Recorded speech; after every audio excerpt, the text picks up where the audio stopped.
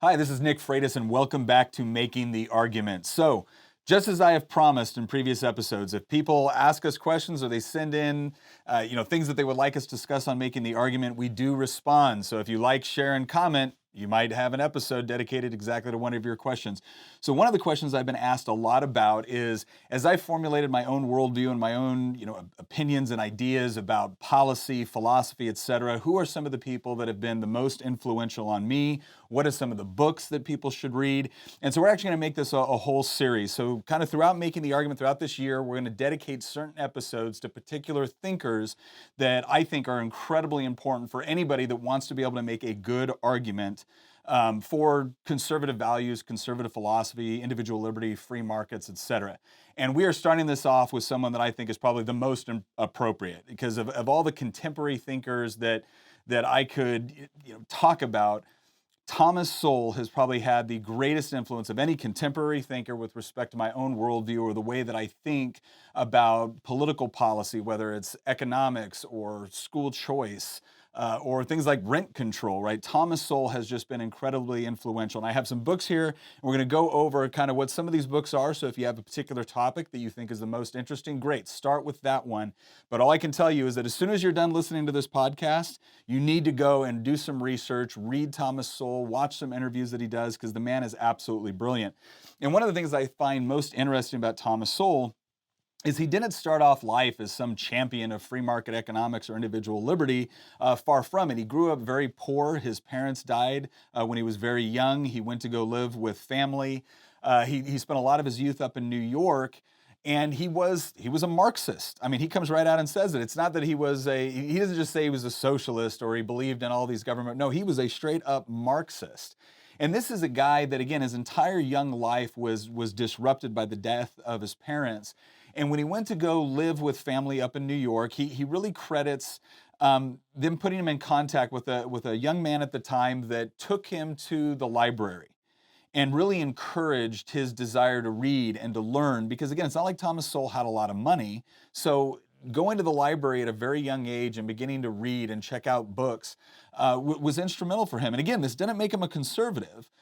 His whole life growing up in New York, being everything from a bicycle messenger. In fact, there's a great series that was just put out by the Hoover Institute about the life of Thomas Sowell that I really encourage you to watch. But he talks about his own transformation and why did he start off life as a Marxist. And one of the things he talks about is when he was working in New York City at the time, and he was a bicycle messenger. He said that every once in a while he would spring and he'd spend, I think it was a dime, to go on the bus that would take him through, Fifth Avenue, and then would cross into the poorer areas of New York City where he lived. And for him, he thought Karl Marx was the one that really explained kind of the wealth disparities within society and why was it that some people were incredibly wealthy and why were some incredibly poor. And he ended up getting accepted to Harvard.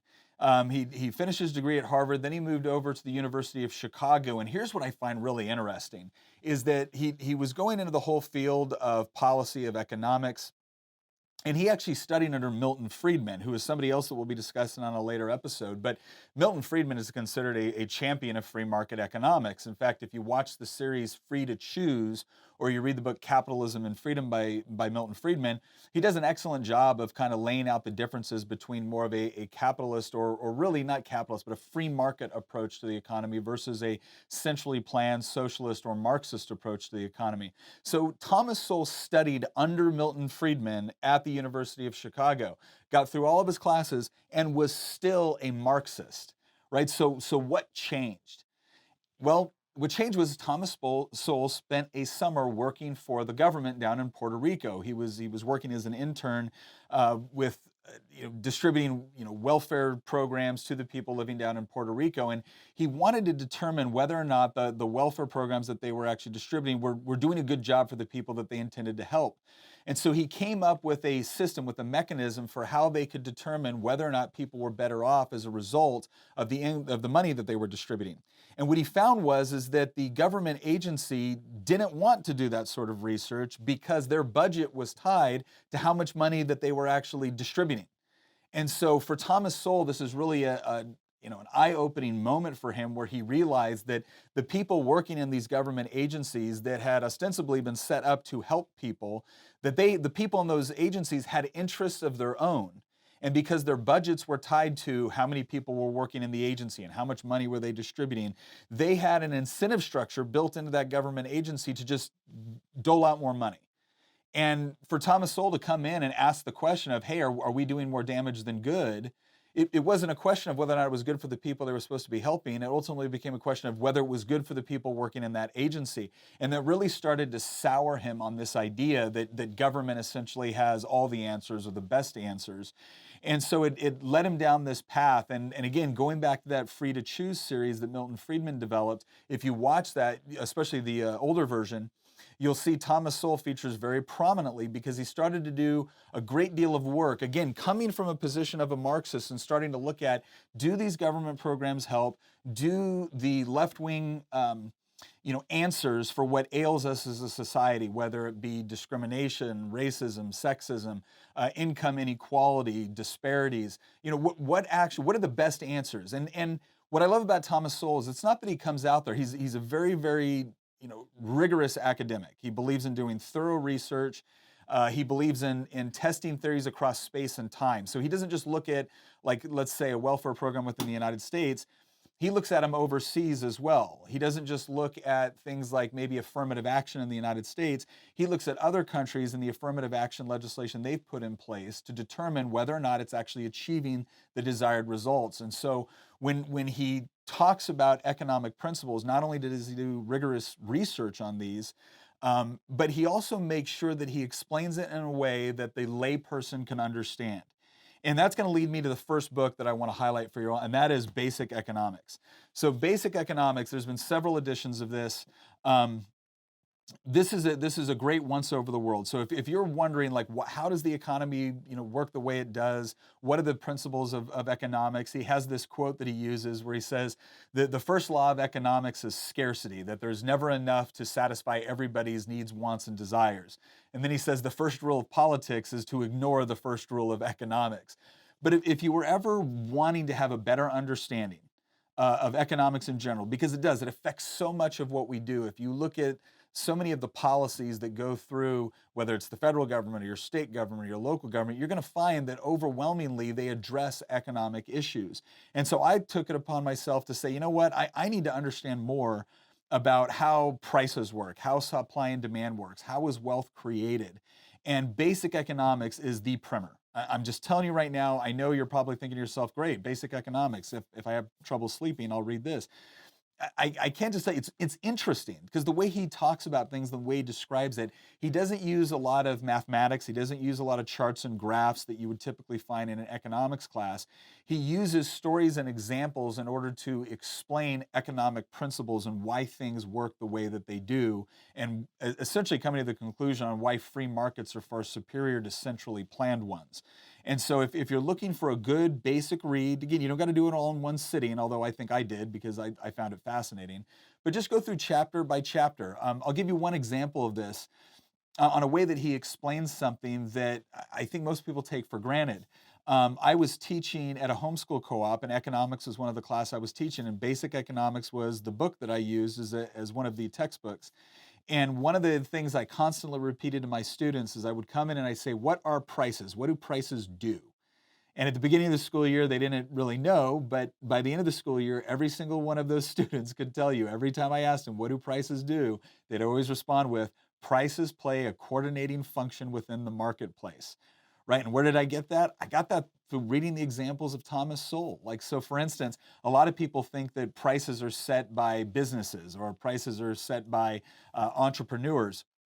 And it's true that they factor into why a price of something is what it is, but ultimately it's because of supply and demand issues. And one of the things that he talks about with prices and Basic Economics that is, I think, really insightful is the whole idea that if you need a pen or a pencil, right, you need some sort of writing implement, and you go to the store, right, and all you need, doesn't matter if it's a pen, doesn't matter if it's a pencil for this particular example. And all of a sudden you realize that pens are more expensive and pencils are cheaper, and so you decide to buy the pencil, right? The price informed you that if all you need is a basic implement for writing, then in this case, a pencil would be a better decision. Well, it's not just that that was a decision that you made based off of how it affected your life. You now sent a signal throughout the marketplace. Now, it might be that there was some sort of, maybe there was a fire at a pen plant, right? And so there's fewer pens, and that's why the price went up. Or maybe let's take the opposite example. Maybe there was a disaster at a graphite mine, and that's why pencils are more expensive. You don't need to know all of the various things that went into why a pencil or a pen was a particular price on a particular day. You just need to know how much you've got to pay in order to accomplish what it is that you want. Right? And so you pay the appropriate price, and that sends a signal all throughout the marketplace with respect to where consumer demand is at. And that helps everyone from the pencil manufacturer to the person mining graphite to the people that supply the paints to make the pencil yellow. It informs all of them on where consumer demand is. So without having to be an expert in every single thing that goes into the production of a pencil, you make a simple decision based off of price, and then those prices send signals to the rest of the economy to tell producers what consumers really want and need. But again, there's so many good examples in basic economics. So I highly encourage you, if you want a good once over the world on the economy and how it works, basic economics is a place to start. Let's go to the next one. Wealth, poverty, and politics. This does a great job. So whereas basic economics kind of gives you an overall fundamental understanding of the economy, wealth, poverty, and politics really goes into more in-depth questions about how wealth is created, right? You see a lot of talk in politics about how do we distribute wealth. All right, well, that's great, but you can't distribute what you don't have. And so Thomas Sowell focuses a lot on how do you actually produce wealth in the first place. Now, for those of you who've been watching the podcast for a while, you'll remember that we did a podcast where we broke down this one it was a left-wing video talking about income inequality in America. And one of the things that they started off with in that video was saying, the total wealth of the United States is so many trillions of dollars. Now let's see how that's distributed. And one of the points that we brought up was, well, wait a second.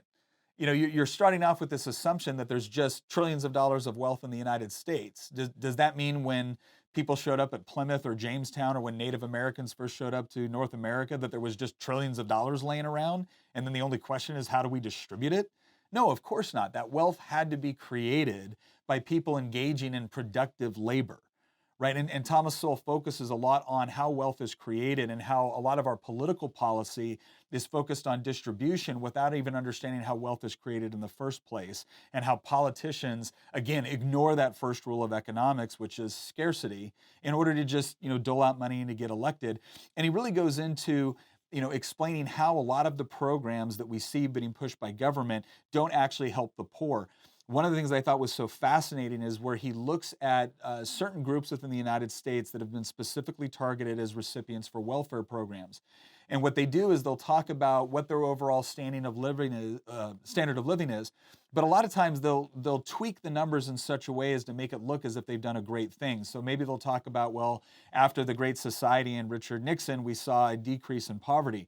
Well, Thomas Sowell takes those statistics all the way back to 1900 and says, well, wait a second, did your policy really stop poverty, or did your policy really reduce poverty, or were we already seeing a trend dating back to the 1900s? And the examples that he used and the numbers that he shares with us in these books is just phenomenal with respect to making the argument that we'll know people were lifting themselves out of poverty because we had a free market economic system, not because there was a bunch of government programs. And in fact, if you look at how those government programs have affected people that were in impoverished conditions, you actually find out that it's stunted the overall progress that was being made by basically incentivizing destructive behavior or bad economic behavior. And so wealth, poverty, and politics is a great way to take the principles that he explains in basic economics and then to explain why it is, now that we know good fundamental principles, why is it that politicians oftentimes stray from those principles? And again, he does a great job of explaining that, well, there's political incentives to handing out other people's money. It's not that it achieves the best results for the poor. It's not that it achieves the best economic results. He also goes into explaining too how a lot of the, not just solutions, but the symptoms, Democrats a lot of times or leftists will come in and say that, well, Poverty is a result of systematic racism, or poverty is a result of sexism or bigotry. And Thomas Sowell does a good job of saying, look, we're not discounting racism, we're not discounting bigotry. Clearly those things were used within the United States in order to prevent people, especially Black Americans, from being able to rise up economically. But he goes in and he says, but is this the best solution that we can offer? Is it a part of the overall answer, or is it the answer? And I can tell you from serving in the General Assembly, I can't tell you how many times people will bring up statistics, like carefully selected statistics, and then come up with the conclusion that, well, racism is what best explains wealth disparities. And Thomas Sowell just shatters that narrative in Wealth, Poverty, and Politics. All right, let's talk another one. The Thomas Sowell Reader. I will tell you, it was a sad day in America when Thomas Sowell stopped writing his articles. He used to write a syndicated column. I forget how many times a week it was, but he was a very prolific writer. Not only has he written a ton of books, but he wrote these weekly articles that were just a great kind of breakdown on what he called the passing scene. So he would take something that was going on in politics, something that was going on in the news, something that was kind of taken for granted by all the powers that be, and he would really dissect it and provide a good explanation for why something was true, why something was false, or maybe why it didn't tell the whole story. And what the Thomas Sowell Reader is basically a compilation of all of those articles that he wrote, or I shouldn't say all, a lot of those articles that he wrote over several years. So if you're looking for kind of maybe a good introduction to just Thomas Sowell's views, not just on economics, but on philosophy, politics, sociology, the Thomas Sowell Reader is a great one. It's one that you can pick up very easily. Read a couple articles, set it back down, pick it up again later. So if you're one of those people like me that sometimes has 3 or 4 books going at once, or you get busy with life and you're worried about starting a book and being concerned that you're going to lose a lot if you don't consistently read it cover to cover, the Thomas Sowell Reader is a great place to start. Next one. Dismantling America. All right, so this is one of my favorites. If I remember correctly, this was actually published, I think it was during the Obama administration, and he was again talking a lot about some of the specific policies that were being put in place. And he wasn't just talking about why they were bad economic policies. He was really digging into some of the fundamental problems with the mentality that was being created. And this is something that we've talked about before on the podcast, especially with our kind of talking about Theodore Dalrymple in his book, Life at the Bottom. Theodore Dalrymple is the pen name for Dr. Anthony Daniels, and talking about how the welfare state doesn't just create it doesn't just fail to achieve the results it promises people, but it actually creates kind of a mindset of helplessness, or it creates a mindset which is counterproductive to a free society and allowing people to actually live their life the way they want and really make it everything that they want. And Dismantling America kind of tackles some of those philosophical issues as well as the economic ones. So again, another great book. Intellectuals and Society. Okay, to be honest, this is one of my favorites. So the way Thomas Sowell defines intellectuals is he says that an intellectual is someone that essentially makes their living by talking about, discussing, or positing ideas, but they're not really responsible for implementing the ideas. And one of the things that he talks about is that it's important to understand this book is not anti-intellectual in the sense that he doesn't want intellectual discourse. It's not that at all. What he's saying is that there is a growing number of people, especially within academia, that are paid very well to put forward and deposit certain ideas, but they're never the ones responsible for the results of those ideas. And a lot of times policymakers and people that are responsible for passing laws or implementing policy, they go to these intellectuals. And what he finds so interesting is that if you were in the hard science, if you're a home builder and you keep building houses that are collapsing on the occupants, you're going out of business, right? You might even go to jail. But then he says with intellectuals, they can sit out in academia, put forward these ideas that policymakers then implement, based off of the strength of this intellectual's, argument or their status within society. And when that policy fails and when people are hurt by it, not only is the intellectual not fired, the intellectual is generally given tenure, right? They're given a cushy position, or they just move on to the next philosophy. And he talks a lot in here about people like John Maynard Keynes. I can't remember if he talks about Bertrand Russell in here, but he talks about a lot of other prominent intellectuals within academia that have put forth ideas that have either produced horrible results or have been demonstrated to not work in reality. And yet there's no consequence. And he talks about again, in the economy, in real life, for lack of a better term, if you're responsible for producing something or you're responsible for delivering a product or a service and you fail to do so, there is a price to be paid.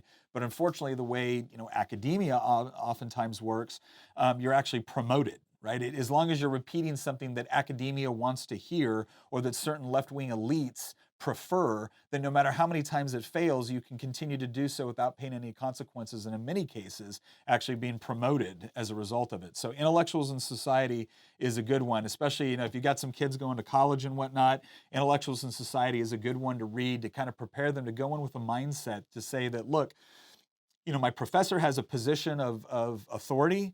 They've done work to earn that position.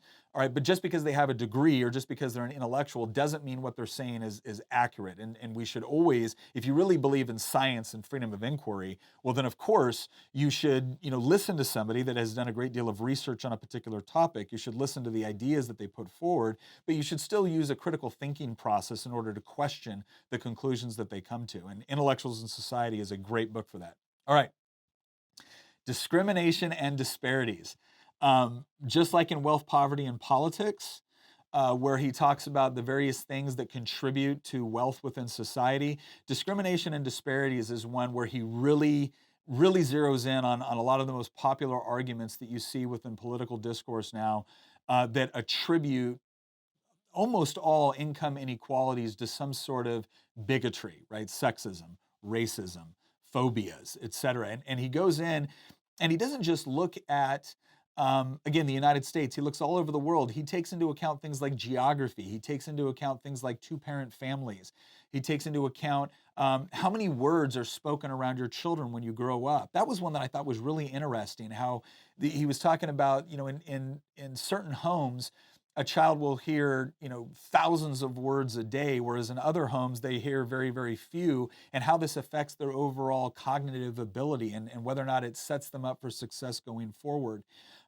He talks about everything, and this is in Wealth, Poverty, and Politics as well. He talks about how everything from, geography does have some sort of effect on how wealth is created and generated. And one of the big things he talks about in Discrimination and Disparities that I think is very important is he essentially says that while everyone should be equal before the law, no one is equal with respect to their God-given talents or maybe their work ethic. Not that they can't achieve greater equality by changing their behaviors or circumstances or getting educated, but there's so many factors that go into explaining why a particular disparity exists.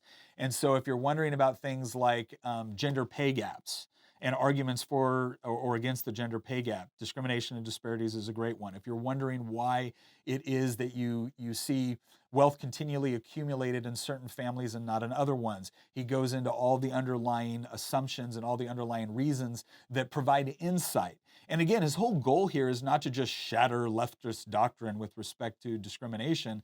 It's really about saying, look, if we're serious about wanting to help people, then it's really, really important that we look at all of the underlying factors so that we can change our own behaviors in such a way as to set not only ourselves up for economic success, but our children as well and society in general. And so again, if you become frustrated that every time you don't like a particular tax increase or every time that you think a particular policy is not achieving the end results, and you've always wondered, where can I go and get some good data, some good stories, some good arguments with respect to explaining that, yes, discrimination has played a role in certain economic inequalities, but it's certainly not the best explanation in most places within the United States. And again, he doesn't just look at programs in the U.S. He goes to Sri Lanka. He talks about Malaysia. He talks about South America. So just a wealth of examples that are really easy to understand. I can't emphasize this enough. There are other people that have made similar arguments, but they've kind of overburdened their arguments or their books or their papers were written specifically for an academic audience, and there's nothing wrong with that. But when it comes to taking those same principles and distilling it down into something that, you're not a trained economist, right? But you still want to understand these basic principles. Discrimination and Disparities is absolute must read. I would say this is one of the most important ones you can read right now if you're looking at, how do I argue on behalf of free markets in a world that is increasingly chalking up every sort of economic outcome as a result of discrimination or central planning. And then finally, charter schools and their enemies. This one's critical. I can't emphasize this enough, right? I know I've said that about a couple of these, but this one's critical because he really goes into making a great argument for why giving people, especially poor people, more economic or more educational opportunities is absolutely critical. And he really dispels some of the worst arguments that are used against providing greater academic opportunities for children. I mean, this goes back to, at the end, who should be determining whether or not our school system is working? Because right now it's politicians. Right now it's politicians and teachers unions. They have the vast majority of the control over what your curriculum looks like, over what your school looks like, over what your child's education looks like, right? Unless you can afford an alternative. And he makes an excellent argument for why a lot of the different educational opportunities have not only improved the educational environment for students that needed it the most, right? Students that were growing up in poverty, that didn't have the same educational opportunities that a charter school really did great things for them. Or just, again, not just specifically charter schools, but any sort of educational choice. But he also talks about how it's ultimately better for teachers as well. It's ultimately better for society as well. Because when you have that environment where your education system is every bit as diverse as the student body that you're trying to appeal to, and when we really put the students and their parents back in charge as the consumers of education, you get better results. And it's not just better results for their educational life, but it sets them up for success going forward. So, as I said in the beginning, once you're done listening to this podcast, what are you going to do first? Well, provided you're not driving, you're going to give us a 5-star review, you're going to write a good review for us, right? I appreciate all of that because that, again, that is the currency of podcasts and YouTube, right? But then I want you to go and read some Thomas Sowell. Order one of these books. You can also go to a site called Uncommon Knowledge, and you can search for Thomas Sowell interviews. They range from about 25 to 45 minutes. Reading Thomas Sowell is a delight. Listening and watching Thomas Sowell is even better because not only is he brilliant, he's also a bit of a smart aleck, and he's really fun to listen to. So once again, thank you for joining us on Making the Argument. I'm Nick Freitas, and we'll see you next time.